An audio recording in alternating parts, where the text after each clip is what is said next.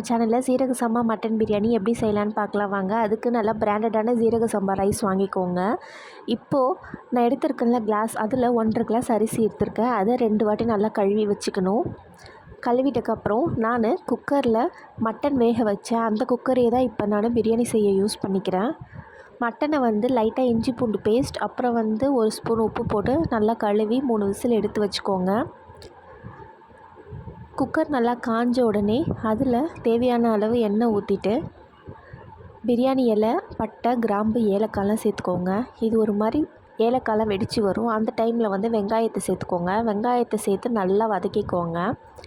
வெங்காயம் சீக்கிரமாக வதங்கணுன்னா அதுக்காக கொஞ்சமாக உப்பு சேர்த்துக்கோங்க.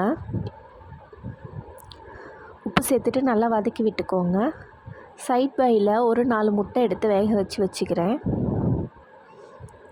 நெக்ஸ்ட்டு ஒரு 5 பச்சை மிளகாவை நான் எதுவும் கீரையில் முழுசாக தான் அப்படியே சேர்த்துருக்கேன். அந்த மாதிரி ஒரு முழுசாக சேர்த்துக்கோங்க. அதுக்கப்புறம் அதுக்கு மேலேயே புதினா இலை சேர்த்துக்கோங்க.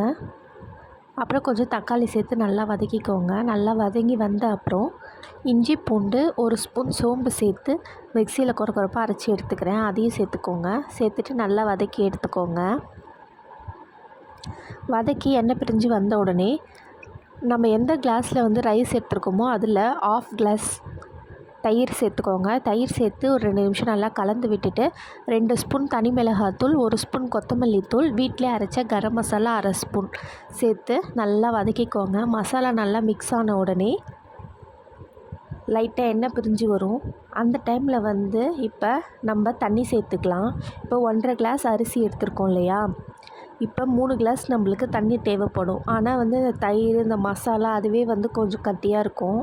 அதனால் 3 கிளாஸ் தேவையில்லை, 2.5 கிளாஸ் போதுமான அளவு. 2.5 கிளாஸ் சேர்த்துக்கோங்க. ஏன்னா நம்ம ஸ்டார்டிங்லேயே வெங்காயம், தக்காளிலாம் கட் பண்ணுறதுக்கு முன்னாடி நான் அரிசியை ஊற போட்டுட்டேன். அதனால் நான் தண்ணி கம்மியாகவே சேர்த்துக்கிறேன். நல்லா கலந்து விட்டுக்கோங்க தண்ணி சேர்த்து. தண்ணி நல்லா கொதித்து வந்த உடனே அதில் மட்டன் பீசஸ்லாம் போட்டு மூடி வச்சுருங்க.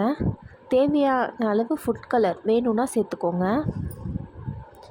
சேர்த்துட்டு லாஸ்ட்டாக நம்ம மூடி வச்சுட்டு ஒரு 10 நிமிஷம் விட்டுட்டு அரிசிலாம் இந்த மாதிரி இருக்கும், லைட்டாக கொதிச்சுன்னு இருக்கும் அங்கங்கே. அந்த டைமில் நெய் சேர்த்துக்கோங்க.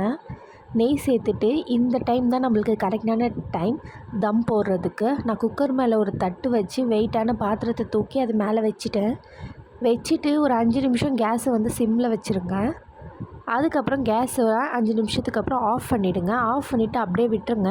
ஒரு 1/2 அன் ஹவர் இல்லைனா ஒரு 15 மினிட்ஸ் கழித்து நம்ம சாதத்தை நல்லா கிளறி விட்டுக்கோங்க. எனக்கு இன்றைக்கி அடி பிடிக்காமல் எதனா ஒரு குறை இருக்கும் பிரியாணியில். இன்றைக்கி எனக்கு ரொம்ப நல்லாவே வந்துச்சு பிரியாணி. நீங்களும் ட்ரை பண்ணி பாருங்கள். பிரியாணி உண்மையாலுமே இன்றைக்கி செம்ம டேஸ்ட்டாக இருந்துச்சு. நீங்களும் ட்ரை பண்ணி பாருங்கள். ஓகே ஃப்ரெண்ட்ஸ், விழுப்புரம் சமையல் சேனலை லைக், ஷேர், சப்ஸ்கிரைப் பண்ணிக்கோங்க. பிரியாணி செஞ்சு பார்த்துட்டு டேஸ்ட் எப்படி இருக்குதுன்னு சொல்லுங்கள். Okay, tata.